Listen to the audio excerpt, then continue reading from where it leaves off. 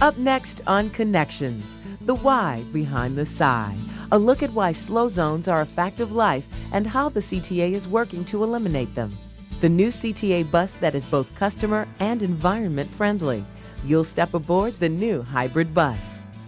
We'll show you how man's best friend is taking on an essential security role, and a look at why more and more people are taking more and more CTA rides, getting you where you need to go with service that's on time, clean, safe, and friendly. Welcome to Connections.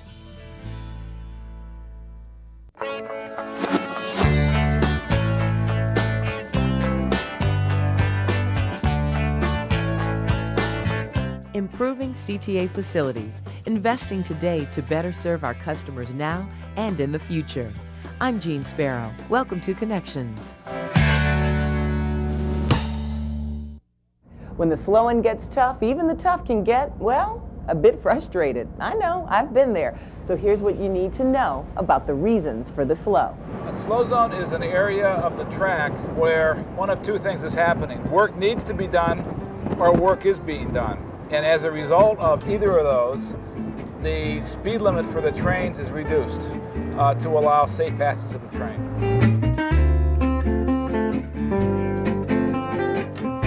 The increase in travel times is related to the ongoing need for capital funding. Many parts of the CTA system are old and need renovation. It costs money to do that. In the meantime, it has to operate safely, and slow zones allow it to do that. It's easy to understand why trains slow down when there are workers on the tracks. It's a matter of safety for those workers. But what's happening here? Why is this train going so slow? It's a living system out there where they're always changing depending on the rail conditions, the ties. We have timber ties in a lot of our areas and they rot throughout the age. And so as they get older, ties start to fail, and then we have to put slow zones in to keep the track safe. Maintenance and repair projects are ongoing, but while some problems can be fixed quickly, others take more time and money. We have in the entire CTA about $6 billion in capital projects we need to do. Many of them are on the rail system, just to maintain it, get it to a state of good repair. Until that money comes, and it will come, I'm sure at some point in the near future, from Springfield and from Washington. Until that happens, we have to slow the trains down. CTA ridership is up 50 million rides annually since 1997, but a state funding formula enacted in 1983 continues to prove woefully inadequate to meet the needs of a modern-day system. It's an issue not only for the CTA, but for Metro and for PACE as well, and indeed for transit around the state. Obviously, it's most extreme for us at the CTA, partly because we have the biggest capital infrastructure that has the most need of work. Because we've been underfunded for so many years and actually decades, but at the same time, we also move the most people. So where exactly are the slow zones? Each rail line has different slow zones on it.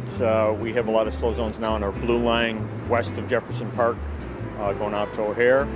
We have some up on the red line from basically Clark Junction going up north to Howard.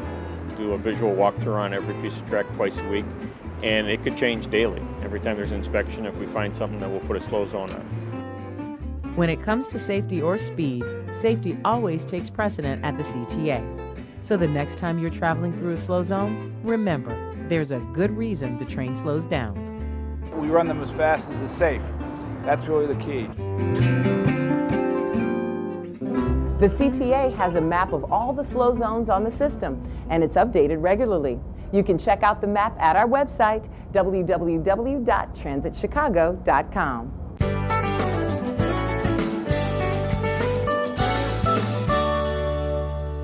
I'm here at the new and improved Kimball Station on the Brown Line. It had been closed for a few months for renovations, but now it's open and well worth the wait.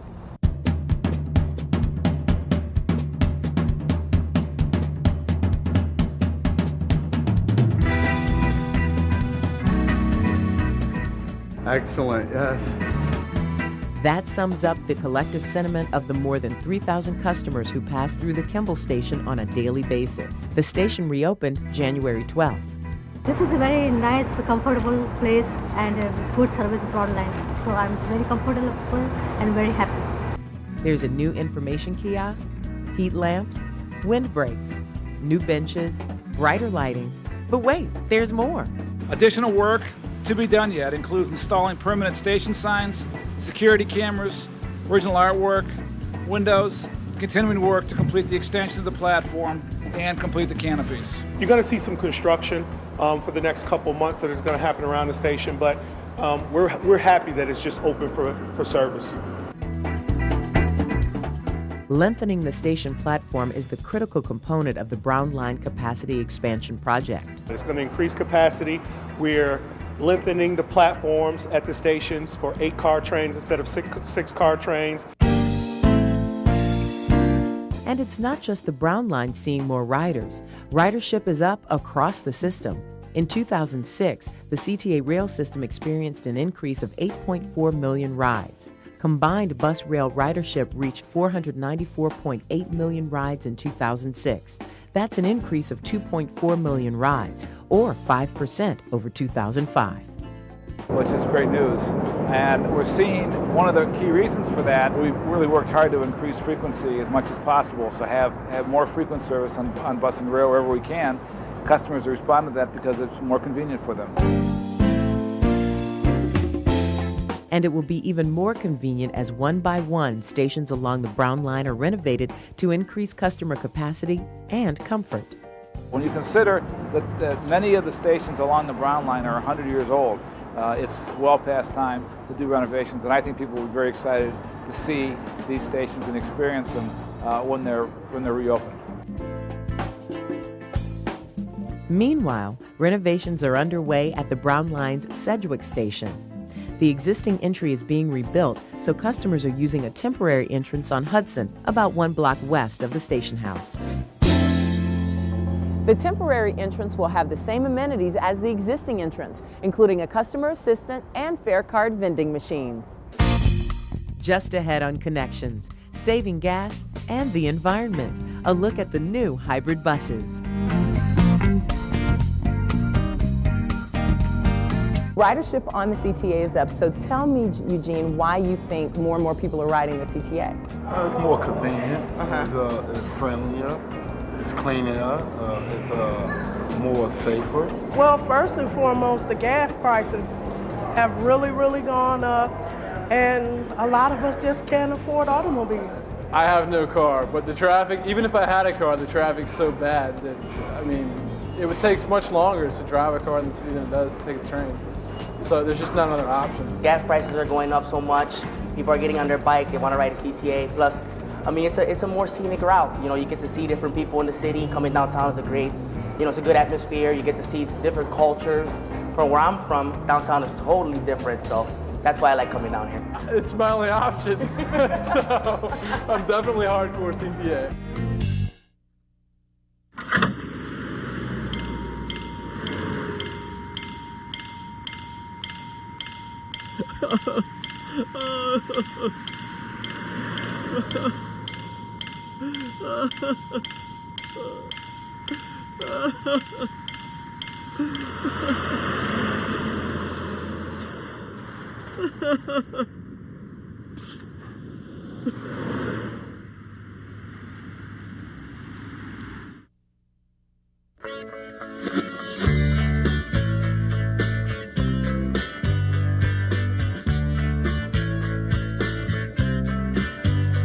Combining technology and teamwork while delivering dependable, affordable transit. I'm Jean Sparrow. Welcome to Connections.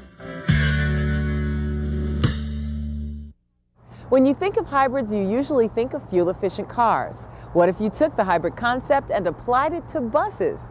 Well, that's exactly what the CTA is doing.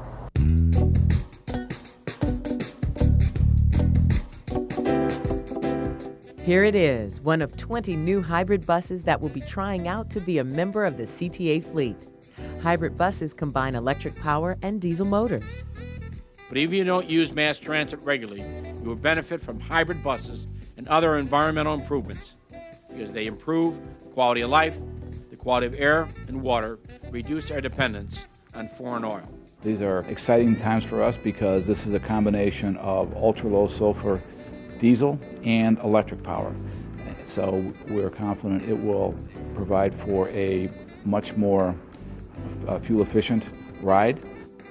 Two different types of diesel electric hybrids, and we want to see which ones are more efficient for our operating environment. Well, the Illinois EPA is excited to hear that the CTA is getting these diesel electric hybrids. But not only can they save fuel and reduce costs for the CTA, but they can also reduce diesel emissions. And diesel vehicle emissions are a significant issue in the Chicago area. What looks like a large luggage rack on top of the bus is really the compartment for the hybrid's electric component. Where we get our fuel economy is when the bus is in stop and it's about to take off, the motors, the electric motors, uses power from these battery packs, send them through the wires, which are this right here, and we get our electric force. On a regular bus, the diesel motor kicks in as soon as the bus starts. The CTA will be testing two types of hybrid buses. With this first type of hybrid, it will operate initially on electric power, and as its speed increases, it will operate on a combination of electric power and diesel engine power until it reaches an optimum speed where it will operate entirely on the diesel engine. This one's very, very clean. It reduces the emissions for up to 90%. The COs goes down, the hydrocarbons goes down, and they're quiet. More than anything, very important in fuel economy. It'll keep them running for a long time.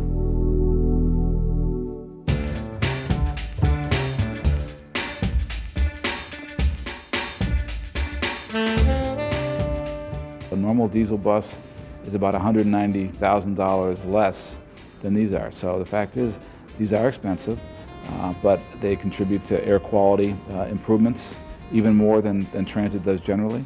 And we know that's important.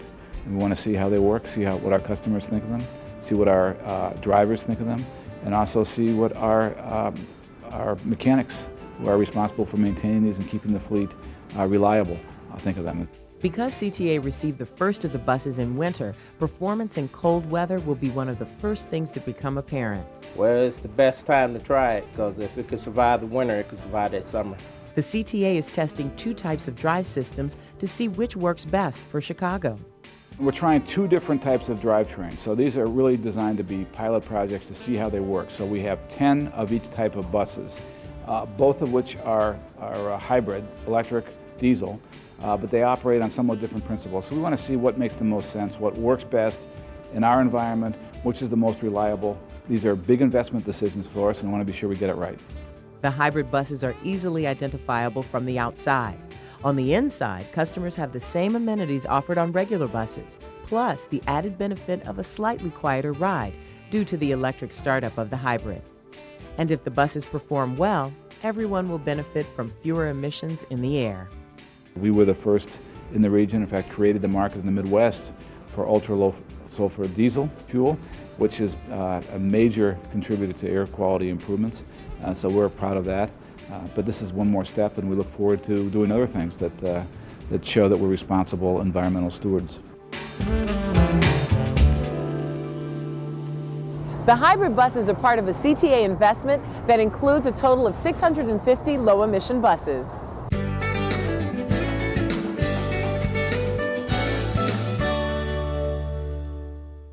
A good mood can be contagious. Here's the story of one CTA employee whose upbeat attitude spreads good cheer to everyone he meets.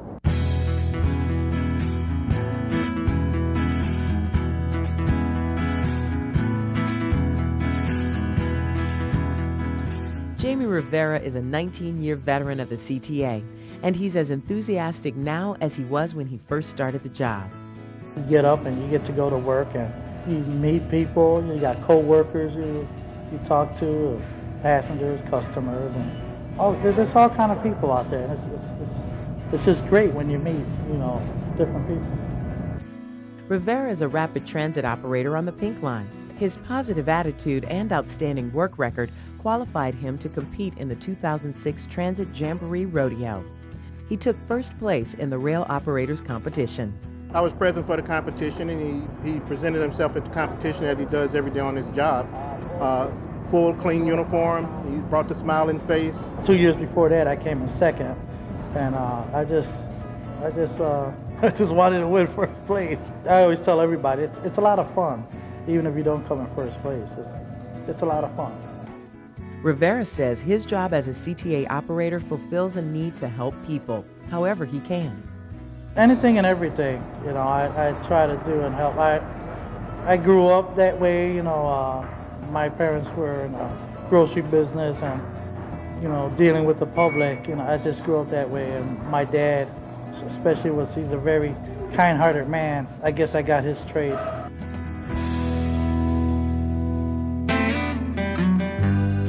I think when I really get to help someone and they feel, you know, they really they're thankful that I took the time to help. And then we're going to check our train and make sure everything is okay. Preparing our train is what we got to do before leaving the terminal. His helpful nature makes Rivera an ideal choice to train other employees. I enjoy taking students. You know, I'm a line instructor, and I like to take students for just to help them out, and I try to help them to get you know, on the right track, you could say. He's a great example. He's a skilled operator, and he shows it every day. Conscientious, he's concerned about the customer. He's concerned about giving them a smooth ride. He's concerned about being on time for him every day. He always brings a smile to the job. Rivera says his job gives him good reason to smile. There's always new people to meet and new sights to see. What I like is I see a lot, even on the same route. You see things change, buildings being renovated, new buildings going up, buildings going down. You meet a lot of people and the different stories. I like to hear the history of their lives. It's unbelievable.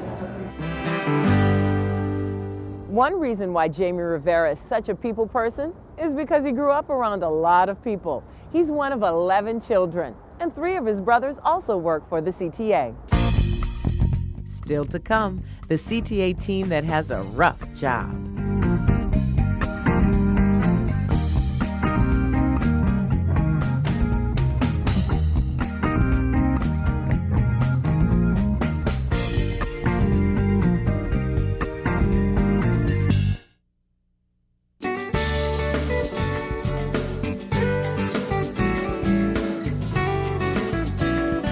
On an average weekday, the CTA provides 1.5 million rides, getting people where they need to go around Chicago and 40 surrounding suburbs. If you want to hop aboard, here's how to get all the information you need.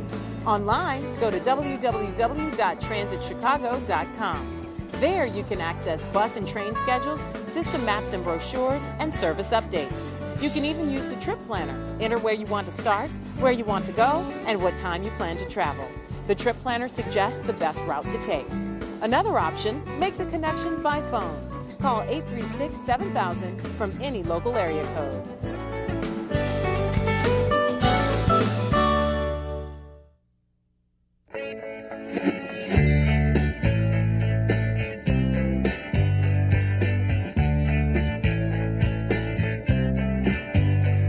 The word connection, a link or a spark that brings people together.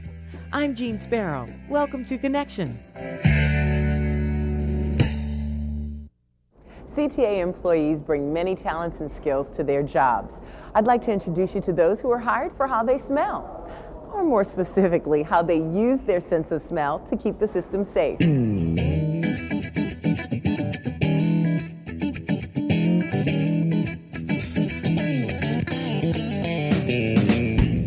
Rachel loves her job, and she's good at it too. She can detect even trace amounts of chemicals used in explosive devices. Rachel's a Belgian Malinois. She's 2 years old. She's a bomb detection canine. She's very accurate. We train constantly, and she's very good at what she's trained to do. The Chicago Police Department provides security and police services to the CTA. The Federal Transportation Safety Administration provided Rachel and 2 other dogs for work along the transit system. The TSA provided bomb dogs to the Chicago Police Department and actually provided the training for the officers and provide some of the upkeep for the dogs. Right now we have 3 full-time dedicated to mass transit. Rachel's canine colleagues include a German Shepherd and a yellow lab. Transportation Security Administration funded the program They're basically receive the same training that dogs at the airport do, but when they come back to Chicago, we actually acclimate them to the transit system, buses, trains, and they do security sweeps. This is a security sweep. It's a routine procedure, so customers should not be concerned if they encounter a sweep. When a train pulls into the station, Rachel simply walks by the open doors. The doors will open, and whatever scent is inside the train will come out, and the dog gets the scent of it. And the dog will either indicate or not indicate. As I'm walking her around, if she detects any type of explosive odor, she will go to that area. If it's a positive hit, she'll come to a sit position. The handlers know the nuances that distinguish a normal sit position from an indicator position. Both dogs and handlers undergo extensive training at Lackland Air Force Base in Texas. They're trained by the U.S. military, and it's a unified training command through the military that trains canines, explosive canines, for both the law enforcement sector and also the military sector. The dogs are actually chosen by Lackland Air Force Base through TSA. The officers go down there for 10 weeks, receive their training through Transportation Security Administration. At the end of the 10 weeks, they come back to wherever cities they're from. They go through an acclimation period of 60 to 90 days. Our dogs here are acclimated to the transit system, basically trains and buses. The dogs receive ongoing training on a regular basis. These are gentle dogs and are trained only in explosive detection, not handler protection or suspect apprehension. So if one gives you a sniff, don't be afraid. The dogs work staggered shifts and assorted locations along the various rail lines. We'll be out here all day. We'll be heading over to State of Illinois Center. But all work and no play makes for a dull day. So before her next assignment, Rachel gets a play break.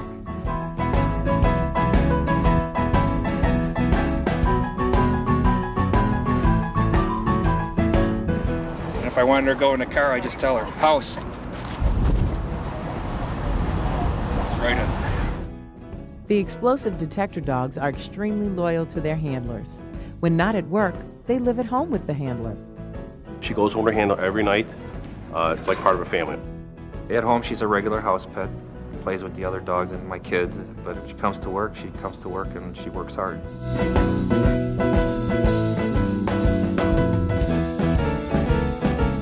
Girl! Woohoo! Nico! That's a good girl. As tempting as it may be, the handlers ask that you avoid petting the dogs while they're on duty. The dogs are friendly, but they're also working, and the handlers want to keep the distractions to a minimum. Up next, sending signals to make the trip go quicker.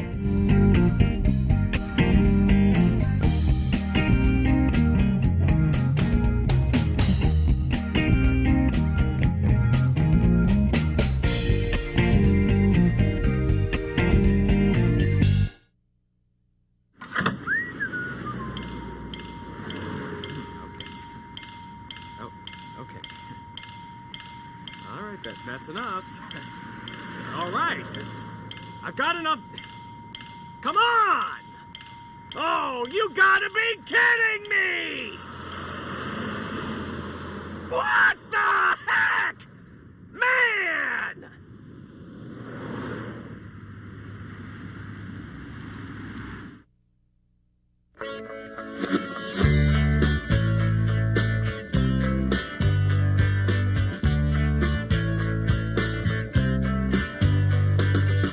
Getting from here to there quickly, easily, and without breaking the bank. I'm Jean Sparrow. Welcome to Connections. The CTA is upgrading signal and train control systems along the loop elevated tracks. This will mean enhanced service through 2 key junctions.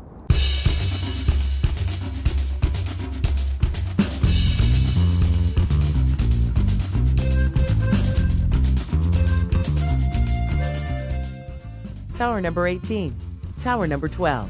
These are the control towers at the critical junctions along the loop elevated tracks. We're at what the CTA calls Tower 18, which is the junction point for the green, brown, purple, pink, and orange line trains over the street intersection of Lake and Wells. It is a major intersection. Trains can turn left, turn right, go straight. And all the traffic has to be carefully regulated, not only to maintain schedule, but to provide safety for the customers that travel through here. Tower 18 is one of the top 5 busiest flat junctions in the transit world. The Van Buren and Wabash Junction isn't as busy, but it's still busy. Lake and Wells actually has approximately 115,000 customers that come either in or out of the loop on a daily basis during the weekday. Van Buren and Wabash actually has approximately 79,000 customers that travel through it. The junctions are controlled both manually and electronically, much the way car traffic is controlled at busy intersections. It's similar to a traffic signal in that it directs the train operator to either proceed, slow down, or stop. And the signals also function as a mechanism for us to tell if there are changing track conditions, as well as allowing the train operator to travel at the posted speed. That's a lot of travelers and trains, and after 30 years, the system is worn and outdated. We want to improve the reliability of the system in general, and anytime you're working with daily maintenance on electronics that are over 30 years old versus installation of new state-of-the-art equipment, I think that you're automatically looking at better reliability. That means a better traffic flow through the junctions and fewer delays as trains wait to cross in and out of the loop. You're talking about ensuring that the train movements are timed properly, that the train operator is moving at the speed that he should be moving at, as well as the intervals that he should be going at also. The project also involves work on the Lake and Wells Street bridges that span the Chicago River. We have to be able to coordinate train movements with the boat runs that have the bridges raised so that there's a minimal impact on customers. And part of the signal upgrade project here in the loop involves renewing the signal circuits and subsystems that control the Lake Street and Wells Street lift bridges. If it sounds like a lot of work, it is. The project will be underway this spring and won't be complete until 2009. What does that mean for the tens of thousands of customers who travel through these junctions each day? Most of the work is going to be scheduled during off hours, like during the night and on weekends, so most customers are going to see little or no impact to their travel routine. In fact, customers won't notice many physical changes once the project is complete. Most of the upgrades are on behind-the-scenes systems. What customers will experience is more efficient travel. Afterwards, when we have the new state-of-the-art system up and running, customers should see an improvement in the overall flow of trains through the downtown central business district.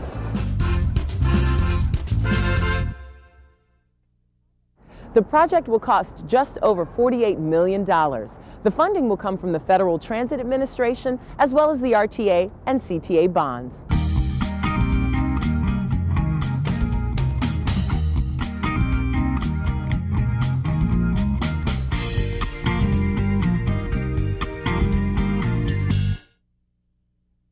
Connections is now available on demand 24 hours a day. You can now subscribe to the Connections video podcast and automatically receive each month's program absolutely free. There are several ways to find us. Go to www.transitchicago.com and click on Connections.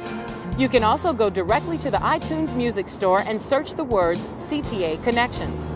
You can either choose a specific episode for instant viewing, or you can subscribe once and automatically download new shows each month. Like all video podcasts, Connections can be viewed directly on your computer or laptop, or can be viewed on a portable device such as the video iPod.